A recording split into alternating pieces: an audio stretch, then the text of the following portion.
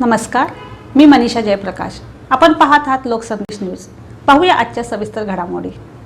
महाराष्ट्र इमारत आणि इतर बांधकाम कामगार कल्याणकारी मंडळ मुंबई यांच्या वतीने गृहउपयोगी संच वितरणासाठी सातारच्या ओल्ड MIDC येथील अधिराज एंटरप्राइजेस येथे आयोजित करण्यात आलेल्या शिबिरात आज मोठ्या प्रमाणावर गोंधळ आणि कामगारांची गैरसोय झाल्याचं चित्र पाहायला मिळालं. मंडळाकडून देण्यात आलेल्या अधिकृत सूचनेनुसार वितरण केंद्रावर बांधकाम कामगारांची ओळख पडताळणी करून बायोमेट्रिक, बुटाचे ठसे आणि छायाचित्र घेण्यात आल्यानंतर संबंधित कामगारांना गृहउपयोगी संच ताब्यात देऊन लेखी पोहोच घेणे बंधनकारक असल्याचं स्पष्ट नमूद करण्यात आलं.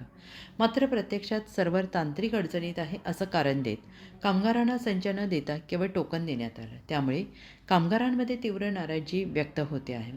सकाळपासून सुमारे 400 ते 500 बांधकाम कामगार शिबिरस्थळी उपस्थित होते. महिला आणि ज्येष्ठ नागरिकांना उन्हात तासनतास थांबावं लागलं. दूरवरच्या भागातून आलेल्या अनेक कामगारांना 4 दिवसानंतर संच मिळेल असं सांगण्यात आलं. त्यामुळे त्यांचा प्रवास खर्च, वेळ आणि मेहनत वाया गेल्याची भावना व्यक्त करण्यात येत आहे. कामगारांनी संतप्तपणे प्रश्न उपस्थित केला की सूचनेप्रमाणे बायोमेट्रिक प्रक्रिया पूर्ण झाल्यानंतर संच ताब्यात देणे बंधनकारक असताना तो तात्काळ का देण्यात आला नाही, याबाबत प्रशासनाने स्पष्ट भूमिका घ्यावी अशी मागणी होते आहे. दरम्यान मंडळाकडून तक्रार नोंदवण्यासाठी देण्यात आलेले दूरध्वनी आणि व्हॉट्सॲप क्रमांक प्रत्यक्षात इनव्हॅलिड असल्याचं काही कामगारांच्या निदर्शनास आले. संबंधित क्रमांकावर संपर्क साधण्याचा प्रयत्न केला असता कॉल लागत नसल्याचं समोर आलं.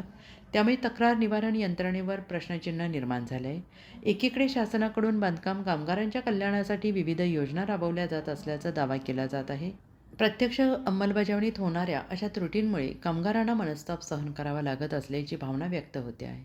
शिबिरांचे योग्य नियोजन, सक्षम सर्व्हर व्यवस्था, तात्काळ संच वितरण आणि कार्यरत तक्रार निवारण प्रणाली उपलब्ध करून द्यावी अशी ठाम मागणी कामगारांकडून करण्यात येते आहे. सातारा प्रतिनिधी प्रवीण नवघरे यांचा रिपोर्ट.